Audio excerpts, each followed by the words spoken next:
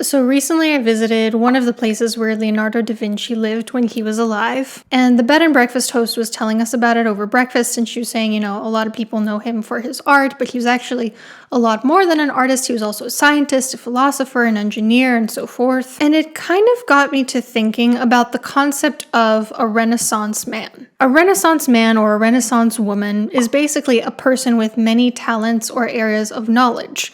A similar word for it would be a polymath, a person who knows a lot about many different subjects. And I started to think about how we really don't allow people to be polymaths anymore in this day and age. We very much punish the Renaissance man or the Renaissance woman. We tell people to stay in their lane. We make it a huge deal if somebody wants to switch careers. And we just generally give people the message that you have to pick one thing and then you have to stick to it. So today I'd like to share why I think this way of doing things, of putting people in these restrictive little boxes when it comes to their vocation, is extremely harmful, and why the way in which children basically are expected to decide their vocations is probably not the best way to do things. As a reminder, my upcoming novel, A Song at Dead Man's Cove, is releasing this June 2025. It is a gothic horror novel, so make sure you're subscribed to my email newsletter at drannayuden.com so that you can be alerted as soon as it's out. Without further ado, let's talk about the death of the Renaissance man.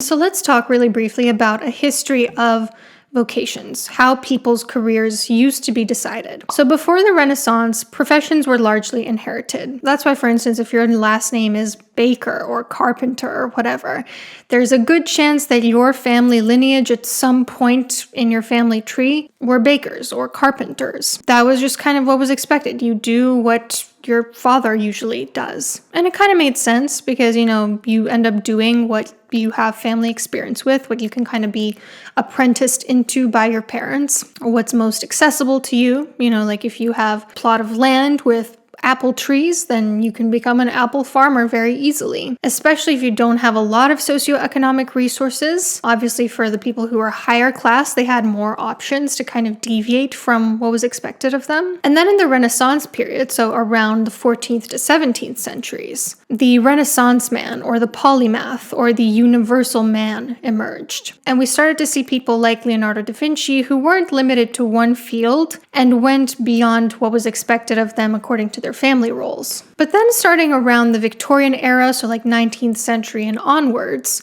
with the rise of urbanization and industrialization, there started to be new jobs on the market, jobs that had never existed before, that there wasn't a history of anyone having in their family vocation. So that led to people having a little bit more choice in the matter. That led to this more modern approach that we have, that most people choose what vocation they want individually, not because of what was passed down to them by their parents. Now, you might be hearing this and saying, yeah, most parents, not my parents.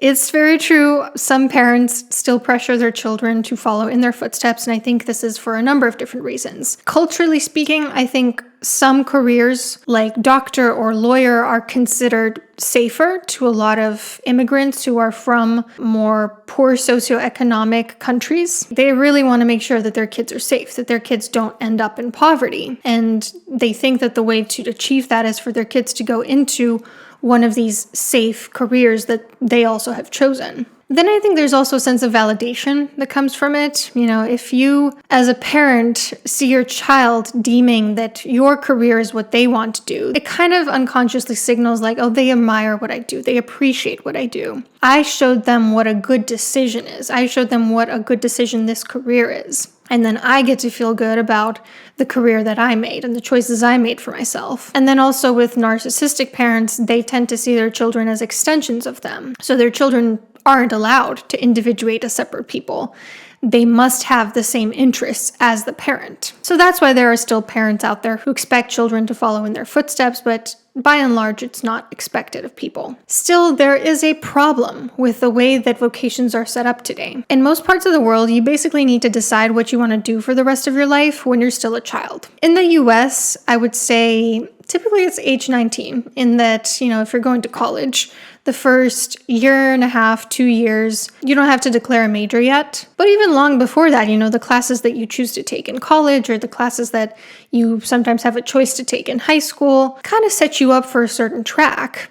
So definitely, though, by age 19 in the US, you're expected to have kind of decided what you want to do with your life. And in Europe, it's even worse. It's even earlier, where you need to be in a specific track starting in high school, and then you can't really easily switch it. And once you're down a specific path, it's not only very difficult to shift gears, but there's also a lot of shame associated with that decision, because it's almost considered like a form of failure, I think, when really it's not a failure that you discovered you don't want to do something. It's just a mismatch. And I think it's actually valuable that you gained that insight, that you now know better about yourself, about the world. And that's actually something that I also thought about when I was walking around seeing all of Leonardo da Vinci's inventions.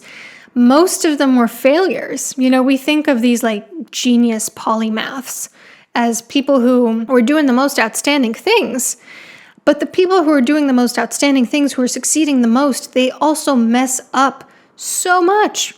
Maybe they have one really good idea, but they also have 9 or 99 before that failed. And I think it's really important for us to have a similar approach with vocations too, to understand that even if you decide like, oh, this is not working, it's not a failure.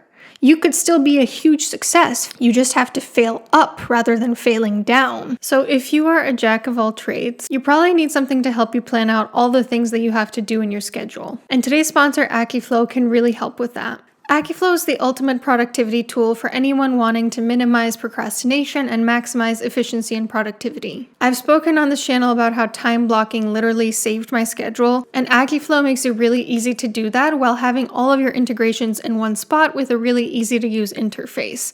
So let me show you what the next couple days of my schedule look like and run through all the different things they have to offer. So this morning, my husband and I went on a little bit of a half-day trip because he needed to get some fingerprints for his residency. That was definitely something unusual, so marked as done. I'm a little bit behind on recording today, so I'm going to move my working out until after therapy and then just stretch this out a little bit. Also, because I link my calendar to Akiflow, I was able to see that my therapy today is actually at 4 p.m. rather than 5 p.m. It's usually at 5 p.m., but because there was daylight savings in the US, but not where I live, I didn't know that, so I would have missed my appointment if it wasn't for Akiflow. I try to color code my schedule as much as possible, so you'll see that my YouTube stuff this week is in red, and then self-care related things are in green. You can also add tags or labels for different categories of things. If you want to quickly add something into your schedule from anywhere, you can just click your command bar, and let's say I want to add in my self-care tomorrow morning, so journaling, and then I can just drag it into tomorrow before I start my work for the day. So like I said, linking the integrations is a lifesaver. So depending on what exactly you use, all of these apps can be integrated into Akiflow. You can also prioritize what's most important that day. So for instance, this morning's errand was pretty important, so I'm going to flag that as my goal for the day. There are also notification features which remind you about the next task that's about to start.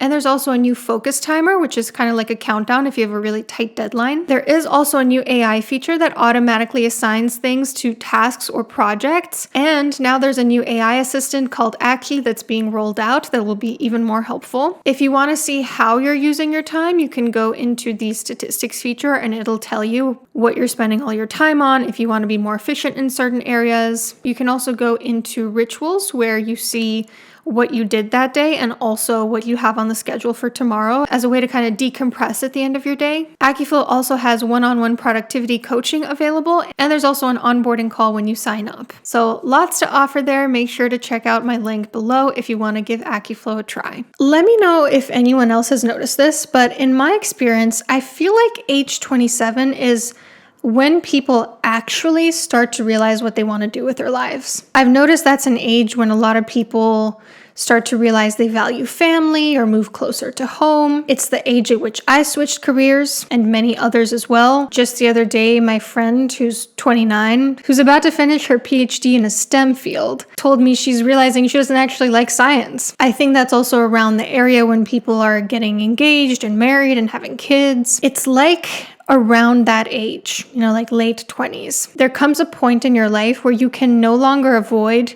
becoming the person you were destined to be. When your old life just kind of falls apart, if it was inauthentic, and you become a more raw, honest version of yourself. That's what I've observed in my experience. Let me know if this is ringing true of any of you. So then, if that's true, obviously my observations are anecdotal, but let's assume for a second that it's true. Why the hell would we force a 16-year-old to make a somewhat permanent decision about what they want to do for the rest of their life, if it's going to be at least another decade before they actually know that? Obviously, there are some people who just know from age 16, yep, this is what I want to do, and they're masters at it, and that's fantastic. I envy them. But that should be a choice that, if you are really sure what you want to do, you can go into it, not the enforced norm, because I don't think that's typical of most people. And another issue that I have with the way careers are set up these days is that polymaths are really devalued. Once you pick a career, you're supposed to stay in your lane. And there's lots of appeal to authority fallacy that goes along with that. There's this assumption that if you're going to talk about something, you better have a formal degree or formal qualification to back up your right to say it. And people are judged more on their personal history with the topic than the validity of the actual argument they're making. And to some extent, I understand where this is coming from, because we need some sort of standardization and regulation in certain fields where people could cause harm if they're uninformed. Like this debate between therapists versus unregulated coaches. Also, sometimes people don't know what they're talking about, and I think it shows. And when that happens, sometimes it's really easy to just point out, hey, the argument you're making is not good, and I think you're making this very not good argument because you're not actually informed on the topic. But that's the key, though. If you're going to be a polymath, you have to actually be informed. And this doesn't have to be formal education or formal training. You can absolutely self-educate, and you can absolutely learn things from quality sources independently. But you do need to have some sort of experience learning something about that field and pursuing its particular form of knowledge if you want to be viewed as a polymath. You can't just say, yes, I have a degree in biology, for instance. Therefore, I am now going to comment on the way planes work. If you don't actually know anything about the way planes work, maybe you do know something. Maybe you've done a lot of independent research. Maybe you've researched this really in depth, learned from experts on it. Maybe you yourself got your pilot's license. But if you didn't do any of those things, then you're not a polymath. You don't have a leg to stand on. So I guess what I'm trying to say is if you're going to be a polymath, you have to actually be a polymath, okay? You can't just be a pseudo-intellectual parading yourself as an expert in something when you're not. But on the other hand, I think people get really confused when they see someone has more than one interest or knowledge in more than one field. Our brains like to put people into neat little boxes, and we really strongly resist the notion that people could be more than one thing, which is why we tend to typecast them to one particular brand. It's why, for instance, when you're developing a business, it's recommended that you really hone down your niche rather than being as generalist as possible. You would think if you're more of a generalist, you catch more potential clientele, but that's not actually what ends up happening. People want to know that you're very specific. People want to know that you're an expert in one very small field. The brain evolved to put people in these neat little categories because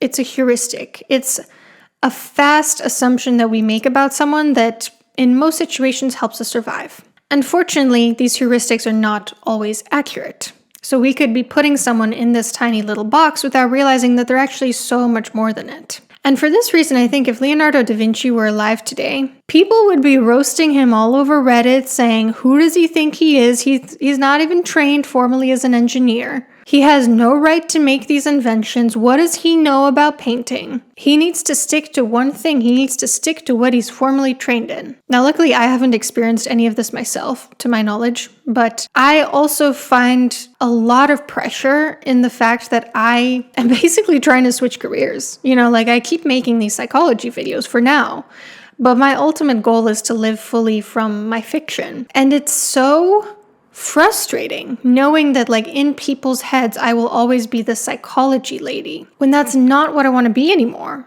I want to be the books lady. And it would be so simple for me to say, make a nonfiction book, to write, like a self-help book. But that's not who I want to be anymore. I don't want to be the person who disseminates psychological knowledge anymore. I want to be the person that writes fiction that makes people feel something. And that's why I made my second channel, Book and Hearth, because I figured I need to make it clear that this is also part of my brand. I'm also the books lady. It's really challenging to try to switch gears, knowing that people struggle with that, knowing that people really want to put you in one type of brand. So where do we go from here? How do we achieve self-actualization in a world that wants to put us in a neat little box? Learn as much as you possibly can about every single thing that interests you. Don't limit yourself. Go down these exploratory rabbit holes anytime something sparks your interest, even if it doesn't help your immediate goals. Lately, for instance, I've been really interested in the concept of causality,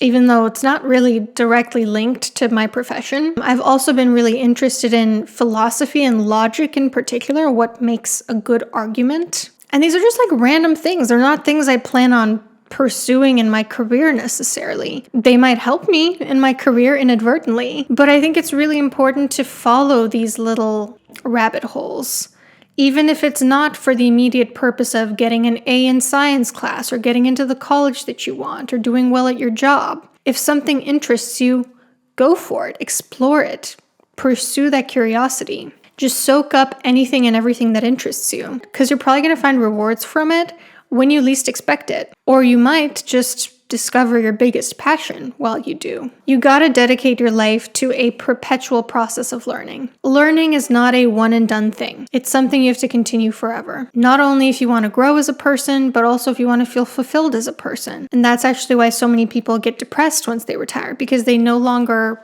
are learning something. They no longer have a sense of self-actualization that they're working towards. But if you cultivate this attitude of I'm always learning, I'm always exploring, I'm always following my curiosity, then you don't need to worry about that. Also, don't be afraid of failure. And don't be afraid to shift gears when you don't like the path you're going down. Life expectancy is really long these days, long enough to fit several careers, more than just one. Don't just fall prey to the sunk cost fallacy and say, well, I've invested so much up until here, so why would I bother starting with something new? If you don't like where you are in life, move. You are not a tree. And lastly, I think it's helpful to try to prolong the exploration phase as much as possible before you commit to something. I did not do this, I'm going to be honest. I went straight into psychology, straight into a grad program, which I actually don't regret, to tell you the truth, but I do now understand why some people take several years before grad school to figure out if it's what they like doing.